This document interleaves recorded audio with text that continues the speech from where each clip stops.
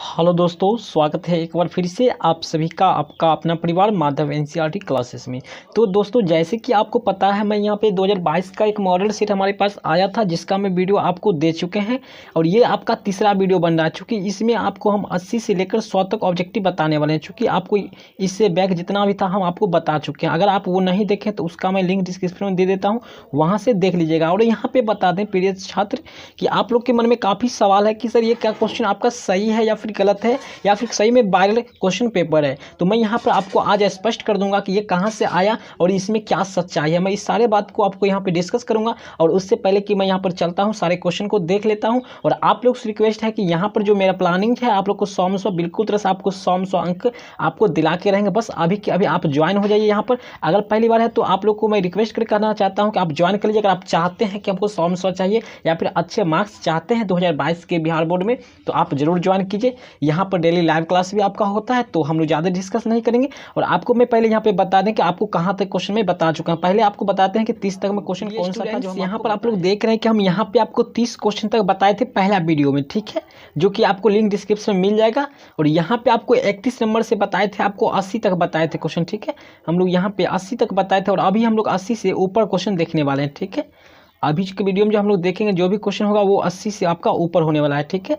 तो चलिए हम लोग यहाँ पे क्वेश्चन पे पहुंच चुके हैं 80 नंबर पर। अब हम लोग एक एक करके क्वेश्चन यहाँ पे छात्रों यहाँ पर देखिए आपका 81 नंबर क्वेश्चन आ चुका है। मैं 80 तक आपको बता चुके हैं पार्ट 2 वीडियो में, ठीक है। और सारा वीडियो आपको मिल जाएगा, ठीक है। यहाँ पे अब मैं आपको 81 नंबर क्वेश्चन बताते हैं और पूरा क्वेश्चन आपको मात्र 20 क्वेश्चन, उसके बाद मैं बताऊंगा इसका क्या सच्चाई है, क्या इससे आपको कितना परसेंटेज आपके एग्जाम में मिलने वाला है, ठीक है। तो आइए यहाँ पर देखिए, sine 20 degree minus cos 70 degree का वैल्यू क्या होता है। यहाँ पर आपको पहले हम बताए थे, एक ट्रिक बताए थे, इस पर कैसे याद रखना है। इस दोनों मान को हम लोग जोड़ने के बाद आपका 90 आता है और 90 आता है तो उसका मान हमेशा 1 होता है। आपको ये मैं ट्रिक बता चुके हैं, पिछले वीडियो में इस तरह के क्वेश्चन था। तो अब 1 में से 1 घटाइएगा तो आप सिंपली जानते हैं कि यहाँ पर 0 हो जाएगा। राइट आंसर आपका ऑप्शन नंबर यहाँ पर जो हो जाएगा बी जो है बिल्कुल तरह से सही हो जाएगा। कहीं से इसमें किसी प्रकार की गड़बड़ी नहीं है। और बिल्कुल एक बात और दोस्तों, आपको बता दें कि मैं जो भी यहाँ पे क्वेश्चन बताता हूँ आपको बिल्कुल तरह से समझा के प्रोसेस के साथ बताता हूँ, ठीक है।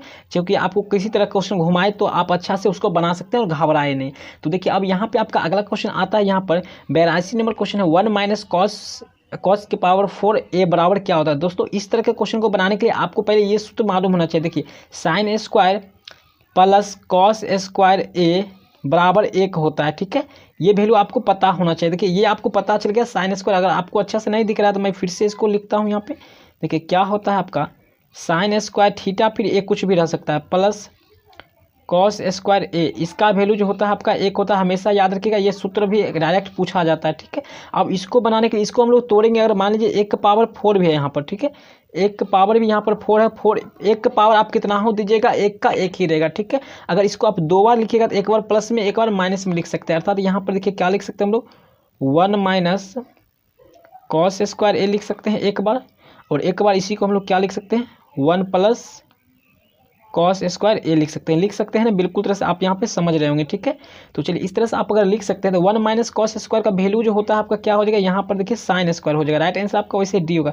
चूँकि यहाँ पर देख रहे हैं ना ये फॉर्मूला, तो कॉस स्क्वायर हम लोग इधर छोड़ देंगे। कॉस स्क्वायर बराबर करेंगे तो क्या होगा आपका, सॉरी यहाँ पे कॉस स्क्वायर नहीं साइन स्क्वायर का हम लोग छोड़ देते हैं इधर, ठीक है। तो हम लोग साइन स्क्वायर का अगर इधर रहने देते हैं, साइन स्क्वायर यहाँ से समझिएगा, ठीक है।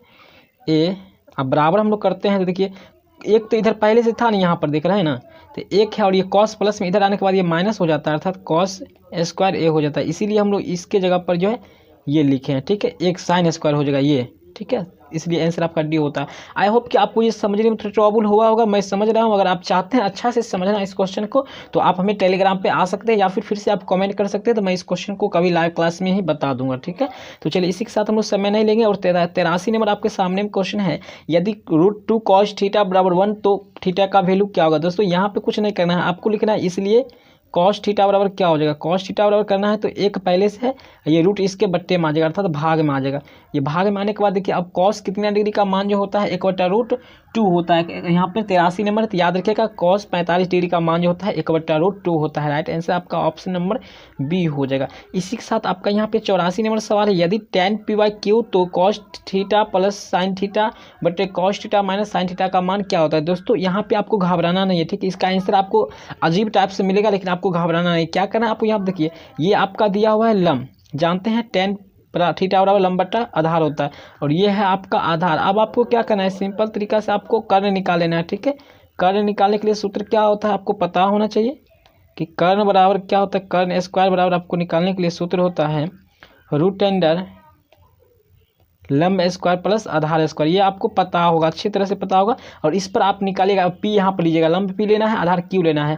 इस तरह से आप एच निकाल करके और यहाँ पे आप वैल्यू इस पर बैठा देना है, ठीक है। कॉस थीटा की जगह पर वैल्यू बैठाएंगे, साइन थीटा पर बैठाने के बाद आपका आंसर यहाँ पर आ जाएगा 84 का। यहाँ पर आ जाएगा आंसर आपका, यहाँ पे ऑप्शन नंबर बी आ जाएगा, ठीक है। यहाँ पर है ना, ये आंसर आ जाएगा, बट आपको बना के देखना ये आता है कि नहीं, बिल्कुल तरह से यही आंसर आएगा, ठीक है। चलिए इसी के साथ हम लोग आगे बढ़ते हैं। यहाँ पे 85 नंबर सवाल चलते हैं। 85 नंबर सवाल है sec a बराबर 25/7, तो sin a का वैल्यू क्या होगा। दोस्तों sec बराबर क्या होता है आपको याद होगा, यहाँ पे आपको बताए थे cos का उल्टा क्या होता है, sec होता है। cos बराबर होता है b/h होता है, और sec हो जाएगा h/b हो जाएगा। अर्थात ये जो है आपका लंब है, अर्थात h है, हाइपोटेंशन है, ये आपका है आधार अर्थात बेस है, ठीक है। अब आपको यहाँ से आपको लंब निकाल लेना है, और लंब निकालने के बाद आपको साइन पे बैठा देना है, तो यहाँ पे आपका आंसर ए ऑप्शन हो जाएगा, ठीक है। ये 8 पॉइंट आपका 8.1 का क्वेश्चन नंबर 1 का है, ठीक है। चलिए इसी के साथ हम लोग 86 नंबर चलेंगे। tan स्क्वायर 45 डिग्री का मान क्या होता है। दोस्तों tan स्क्वायर tan 45 का मान होता है 1। अब स्क्वायर है तो 1 का स्क्वायर देंगे -1 है, 1 का स्क्वायर कीजिए या फिर इसका कुछ भी कीजिए, 1 का पावर 100 भी दीजिएगा तो एक ही वैल्यू होगा, और 1 में से 1 को घटाएगा तो हमेशा 0 आएगा। आंसर आपका यहाँ पर बी ऑप्शन हो जाएगा, बिल्कुल तरह से सही हो जाएगा। चलिए 87 नंबर सवाल है 1 + tan स्क्वायर बट्टे sec स्क्वायर बराबर क्या होता है। यहाँ पे याद रखिए 1 + tan स्क्वायर बराबर होता है, यहाँ पे सूत्र होता है sec स्क्वायर, ये होता है, और बट्टे में यहाँ पर sec स्क्वायर है, ठीक है। तो ये दोनों कटने के बाद आपका आंसर यहाँ पर ए आ जाए, एक आ जाएगा। राइट आंसर आपका ऑप्शन नंबर यहाँ पर सी हो जाएगा। यहाँ पे क्वेश्चन नंबर था आपका 87, सी आंसर हो जाएगा। चलिए इसी के साथ आपका 88 नंबर सवाल है, जो कि एकदम समझने वाली सवाल है कि त्रिभुज ABC में बिंदु डी और ई क्रमशः भुजाओं AB तथा AC पर इस प्रकार है कि DE समांतर BC, यदि AD/DB बराबर 4/5 और AC 18 सेंटीमीटर, तो AE का मान क्या होगा। दोस्तों यहाँ पर ये आपका थेल्स परमेस है, ठीक है। आपका ये थ्योरी जो है आपका 6.1 से है क्वेश्चन, ठीक है। आपको यहाँ पर समझना है, ये दोनों का मान दिया हुआ है, ठीक है। तो इसका होता ही है AD/DB, ठीक है। AD/DB होता है बराबर AE/EC होता है। इस तरह क्वेश्चन समझ लीजिए, यहाँ पे आपको बिल्कुल तरह से पूछा ही जाएगा, ठीक है। AE/EC होता है, ठीक है। यहाँ पर देखिए अब दिया हुआ है AC का मान दिया हुआ है, ठीक है। तो इस तरह के क्वेश्चन को आप कैसे बनाएगा, तो यहाँ पर देखिए बस आपको वैल्यू दे देना है, ठीक है। AC दिया हुआ है AD/DB और AC 18 सेंटीमीटर, तो AE का मान पूछा जा रहा है, ये मान आपको पूछा जा रहा है। और EC आपका EC आप इससे मालूम कर लीजिएगा, और इस तरह से आपका यहाँ पर जो आंसर हो जाएगा, यहाँ पे 88 नंबर यहाँ पे आपका 8 हो जाएगा आंसर, ठीक है। बी ऑप्शन हो जाएगा, ठीक है। इसके बारे में हम बैक वीडियो में भी डिस्कस कर चुके हैं, यहाँ पे ज़्यादा डिस्कस नहीं करेंगे, क्योंकि आज आपको बताएंगे इस क्वेश्चन का क्या राज है, ठीक है। चलिए तो यहाँ पर है आपका 89 नंबर सवाल है, एक न्याय संगत पासा फेंका गया हो तो रूट संख्या आने की प्रायिकता क्या हो सकता है। देखिए 89 नंबर सवाल है, रूट संख्या आने की प्रायिकता क्या। देखिए दोस्तों एक बात बताएं, रूट संख्या का मतलब होता है अभाज्य संख्या होता है। अभाज्य संख्या का मतलब होता है जो केवल स्वयं से कटेगा या फिर वो 1 से कटेगा, ठीक है। तो यहाँ पर आप याद रखिए पासा होता है जिसको छक्का गोटी बोलते हैं, जो कि लूडो खेलने में यूज करते हैं। तो उसमें जो होता है अभाज्य संख्या कितना होता है, सबसे छोटी तो 2 होता है, एक 3 होता है, एक 5 होता है। रूट संख्या यहाँ पर कितना होता है आपका 3 होता है, ठीक है। टोटल संख्या नंबर उसमें कितना होता है 6 होता है। यहाँ पे रूट संख्या 3 है, आप काटिए 3 1 कम 3 3 2 6 अर्थात राइट आंसर आपका यहाँ पर सी हो जाएगा। और बिल्कुल यहाँ से फिक्स क्वेश्चन है कि यहाँ से रहता है ही क्वेश्चन है, ठीक है। चलिए इसी के साथ यहाँ पे आपका 90 नंबर सवाल, यदि 2 वृत्तों के क्षेत्रफल का अनुपात 4:25 है तो उनकी त्रिज्याओं का। दोस्तों यहाँ पर क्षेत्रफल का अनुपात है तो कुछ नहीं करना है, दोनों का रूट कर देना है, ठीक है। इसका रूट करिएगा तो 4 का वर्गमूल हो जाएगा 2 और 25 का हो जाएगा 5। राइट आंसर आपका यहाँ पर डी हो जाएगा। इस तरह के क्वेश्चन को बनाने के लिए बस यही मेथड अपनाना है, ठीक है। समय भी कम लगेगा और आप आसानी से बना सकते हैं।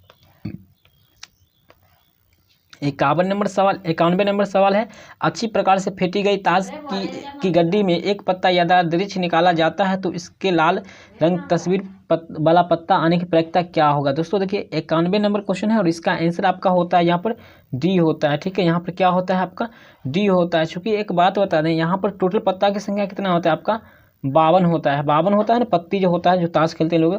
इसमें से कहता है कि एक पत्ता यादृच्छिक यानी इच्छा अनुसार निकाला जाता है। इसमें लाल रंग का तस्वीर वाला पत्ता आने का प्रायिकता, लाल रंग का तस्वीर जो होता है इसमें कितना होता है, तो इसमें 6 होता है, ठीक है।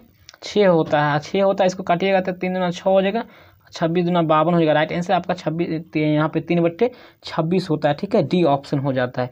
इसी तरह से हम लोग आगे बढ़ते हैं। यहाँ पे 92 नंबर सवाल, यदि किसी बंटन का माध्य और माध्यक क्रमशः 4.6 और 4.8 तो बहुलक क्या होगा। दोस्तों देखिए यहाँ पर एक फॉर्मूला होता है कि बहुलक आपको पूछा जा रहा है, तो बहुलक बराबर एक फॉर्मूला क्या होता है यहाँ पे कि 3 गुने माध्यक। ठीक है, 3 गुने माध्यक होता है, याद रखिएगा 3 गुने माध्यक, घाटे होता है 2 गुने माध्य। ठीक है, 2 माध्य होता है अर्थात 2 गुने माध्य होता है। तो इस फॉर्मूला पर जब अप्लाई कीजिएगा इसको, यहाँ पे माध्यक और यहाँ पर माध्य दिया हुआ है, अब आपको इस पर रखिएगा तो आपका आंसर यहाँ पर निकल कर आएगा 92 नंबर का। यहाँ पे आपका आंसर आ जाएगा 5.2 आ जाएगा। ठीक है, राइट आंसर आपका सी ऑप्शन हो जाएगा। ठीक है, आई होप कि आप लोग समझते होंगे सारे क्वेश्चन को और बिल्कुल तरह से प्रोसेस भी समझते होंगे, क्योंकि आपको पूछा भी जाएगा एग्जाम में तो आप आसानी से बना सकते हैं। अब है प्रेक्षण 18, 12, 7, 14, 6, 13, 15 का माध्यक क्या होगा। दोस्तों माध्यक क्या होगा, पहले आपको इसको आरोही क्रम में सजा लेना है और नंबर कितना है उसको गिन लेना है, काउंट करके। आप 9th में पढ़े होंगे, उसके बाद आपको बनाना है। तो इसको मैं यहाँ पर आपको बनाकर दे दूंगा, अगर यहाँ पर हो सके तो, अगर नहीं तो आप इसको देख लीजिए। ठीक है, बना सकते हैं।